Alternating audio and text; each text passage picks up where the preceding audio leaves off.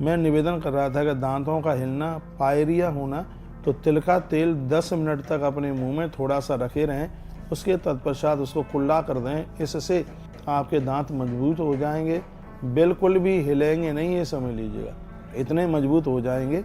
और पायरिया भी बिल्कुल समाप्त हो जाएगा, बहुत ही आनंद हो जाएगा। यदि शरीर का मोटापा बढ़ रहा है, खाज खुजली हो गई है, तो तिल के गुनगुने तेल से 1 माह तक शरीर पर मालिश करने से त्वचा में निखार आ जाता है, चर्बी कम हो जाती है और खाज खुजली मिट जाती है। शरीर के ऊपर तिल का तेल लगाने का इतना बड़ा प्रभाव है अपने आप में। तो इन दिनों में, सर्दियों में तो बहुत ही फ़ायदा करता है। तिल के तेल को हल्का सा गुनगुना गर्म कर लीजिएगा, 1 महीने तक अपने शरीर पर मालिश इसकी करें, जिससे आपकी त्वचा में भी निखार आएगा और चर्बी भी कम हो जाएगी। यदि किसी की एड़ियाँ बहुत ज़्यादा फटती हैं तो मोम और सेंधा नमक मिलाकर तिल का तेल पैरों की एड़ी पर लगाने से पाँव बहुत ज़्यादा मुलायम हो जाते हैं। हाँ, ये इतना बढ़िया हो जाता है।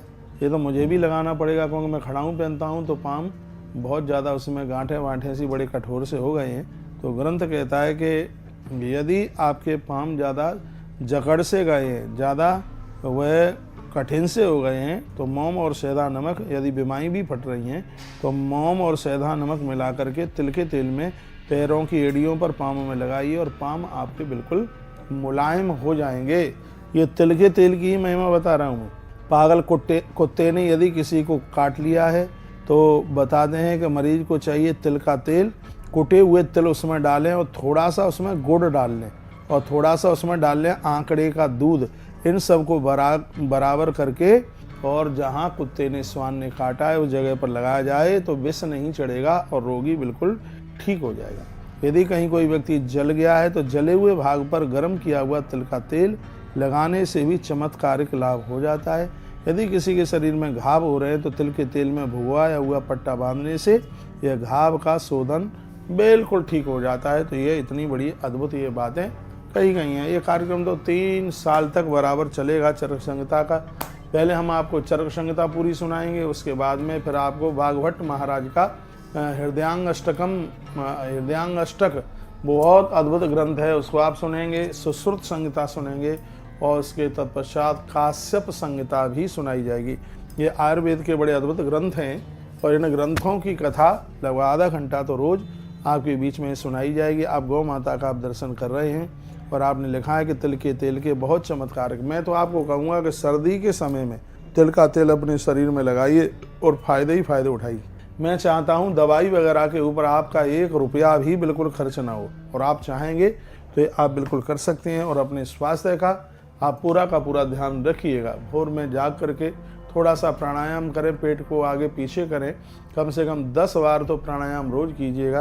प्राणायाम की बहुत बड़ी महिमा है। प्राणायाम हमें बिल्कुल स्वस्थ रखता है, हमारे स्वास्थ्य का बहुत ज़्यादा ध्यान रखता है। अंग्रेजी दवाइयों से बिल्कुल सावधान रहने की आवश्यकता। अंग्रेजी दवाई सावधान, आप जो जहरीली अंग्रेजी दवाइयाँ खा रहे हैं उनके परिणाम का जरा विचार आप जरूर कर लीजिएगा।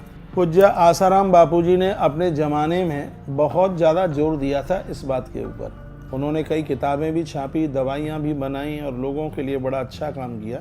उन्हीं की एक प्रवचन की एक पंक्ति मैं आपके बीच में, उन्होंने ही कभी ये बात कही थी कि वर्ल्ड हेल्थ ऑर्गेनाइजेशन ने भारत सरकार को 72,000 के करीब दवाइयों के नाम लिखकर उन पर प्रतिबंध लगाने का अनुरोध किया, क्योंकि ये जहरीली दवाइयाँ दीर्घकाल तक पेट में जाने के बाद ये लीवर को, गुर्दे और आंतों पर हानिकारक असर कर रही थी, जिससे मनुष्य के प्राण तक जा सकते थे। ऐसी स्थिति हो रही थी। कुछ वर्ष पहले न्यायाधीश हाथी साहब की अध्यक्षता में यह जांच करने के लिए एक कमेटी बनाई गई थी कि इस देश में कितनी दवाइयाँ जरूरी हैं और कितनी बिना जरूरी हैं, जिनके विदेशी कंपनी केवल मुनाफा कमाने के लिए इन दवाइयों को बेच रही हैं। तो फिर उन्होंने सरकार को जो रिपोर्ट दी उसमें लिखा था कि भारत में जो बीमारी फैली हुई है उसमें सिर्फ 117 दवाइयों की ही जरूरत है। अब आप सुने, कहाँ 72,000 और कहाँ 117।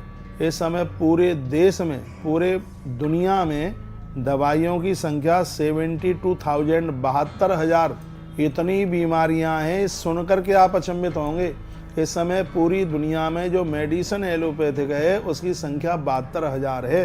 लेकिन इन बीमारियों से भारत आज भी इतना सुरक्षित है कि भारत को सिर्फ बीमारियों को ख़त्म करने के लिए 117 सिर्फ 117 तरह की ही दवाई चाहिए, इससे ज़्यादा उसको बिल्कुल ज़रूरत नहीं है। आज देश में 8400 प्रकार की दवाइयाँ भारत में मिलती हैं। पूरी दुनिया में 72,000 तरह की दवाई है, उसमें से 8,400 तरह की विदेशी कंपनियों की दवाइयाँ भारत में बिकती हैं, लगभग 8,500 हो गया।